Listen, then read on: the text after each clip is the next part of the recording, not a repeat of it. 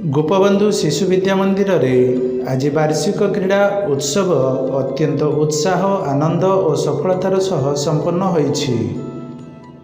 एही क्रीड़ा उत्सव रे केजी 1 ठारू क्लास 7 पर्यंत शताधिक छात्र छात्री भाग नहीं निज निज क्रीड़ा प्रतिभा प्रदर्शन करथिले। छात्र छात्री माने race, long jump, high jump, musical chair, skipping, jilapi race भली विभिन्न आकर्षणीय खेल रे उत्साहर सहित भाग नहीं।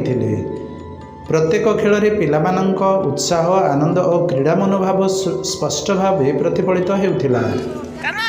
खेलगुड़ी को देखिबापई अभिभावक और शिक्षक मानंक मध्य बेस उत्साह देखा जाइथिला। खेल रे विजयी छात्र छात्री मानंको ट्रॉफी, पदक और पुरस्कार प्रदान करा जाइथिला। एही अवसर रे विद्यालयर संपादक कहिथिले जे पिलामानंक भितरे लुचि रहिथिबा प्रतिभा को चिन्हट करी विकास करिबा, एहा सहित सेमानंक मनरे क्रीड़ा मनोभाव, शिष्टाचार और शारीरिक सुस्थतार चेतना सृष्टि करिबा हेउछि एही वार्षिक क्रीड़ा उत्सवर प्रमुख उद्देश्य। शेष में समस्त अतिथि, शिक्षक और अभिभावकों सहयोग में क्रीड़ा उत्सवर समस्त कार्यक्रम सुचारू रूपे और सफल भाव में संपन्न होइतिला।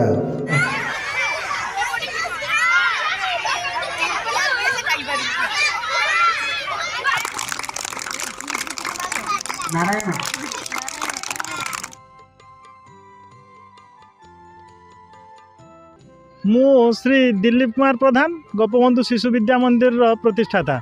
आज आमर वार्षिक क्रीड़ा उत्सव 2025-26-27 ना यहाँ हूँ पुराणा वर्ष 25-26 जेहेतु आम डिसेम्बर मास बहुत शीत जो खेल कर पारिनु से आम जनवरी मास स्टार्ट करूँ खेल 25-26 खेल खेल करार मूल उद्देश्य पिलामानंक भितर जो सब प्रतिभा लुचि रही से सब बाहर को आनी किमिति सेमानकर प्रस्फुटित हेब बाहर से विषय रे आमे से जोगु ही आमे खेल प्रदर्शन करूँ। ब्यूरो रिपोर्ट संपर्क लाइव।